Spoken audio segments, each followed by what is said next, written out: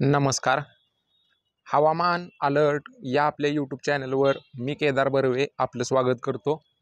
आज 28 फेब्रुवारी दुपारचे 2 वाजत आहेत. आज आपण आजचा आणि उद्याचा 28 आणि 29 फेब्रुवारीचा हवामान अंदाज आजच्या व्हिडिओमध्ये पाहणार आहोत. यासाठी व्हिडिओ शेवटपर्यंत नक्की पहा.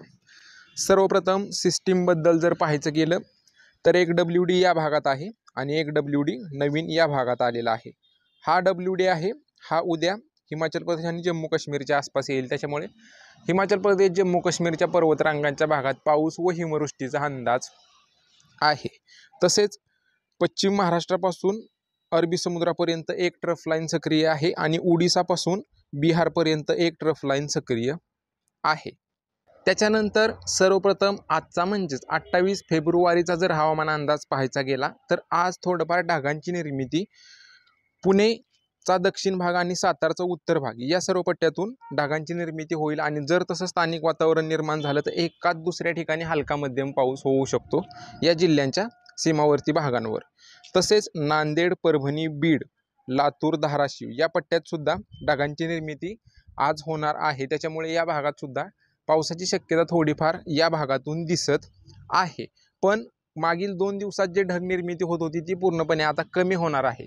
या भागात कुठेतरी हलके मध्यम ढग आज तयार होतील आणि शक्यता थोडीफार दिसत आहे. तसेच गडचिरोली आणि चंद्रपूर जिल्ह्यात सुद्धा ढगांची निर्मिती 28 फेब्रुवारी म्हणजेच आज होईल आणि स्थानिक वातावरण निर्माण झालं तर एकाच दुसऱ्या ठिकाणी हलका मध्यम पावसाचा अंदाज आहे. तसेच गोंदिया, भंडारा, नागपूर, वर्धा, अमरावती या जिल्ह्यांच्या उत्तर भागात सुद्धा ढगांची निर्मिती थोडीफार होईल संध्याकाळच्या वेळी. या भागात जर तसं स्थानिक वातावरण निर्माण झालं तर एकाच दुसऱ्या ठिकाणीच हलका मध्यम पाऊस होऊ शकतो. छत्रपती संभाजीनगर, बुलढाणा, अकोला, वाशिम, जळगाव, जालना या सर्व पट्ट्यात सुद्धा ढगांची निर्मिती दुपारनंतर किंवा संध्याकाळच्या वेळी होणार आहे. त्याच्यामुळे या भागात सुद्धा एकाच दुसऱ्या गावासाठी हलका मध्यम पाऊस होऊ शकतो. उर्वरित नाशिक, धुळे, अहमदनगर या भागात अंशतः ढगाळलेलं हवामान, सांगली, कोल्हापूर, सोलापूर या भागात सुद्धा अंशतः ढगाळलेलं हवामान राहील. पावसाची शक्यता थोडीफार मागाशी सांगितल्याप्रमाणे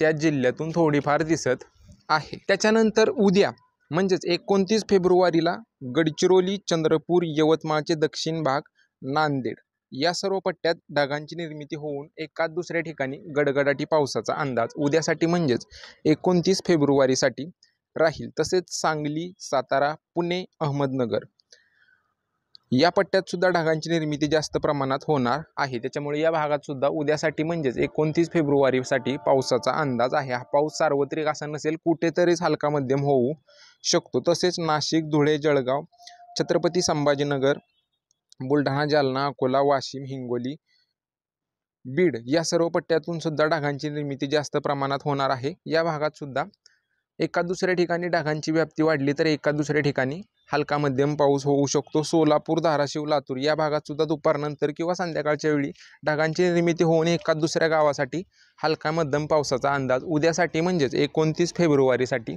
आहे. उर्वरित राज्यात कोणत्याच जिल्ह्यातून पावसाची शक्यता उद्यासाठी नाही आहे. हे जे सर्व आहेत जिल्हे याच भागात ढगांची निर्मिती होऊन एकाच दुसऱ्या भागासाठी हलका मध्यम पावसाचा अंदाज होऊ शकतो. बाकी विशेष पावसाचा अंदाज काय नाही आहे.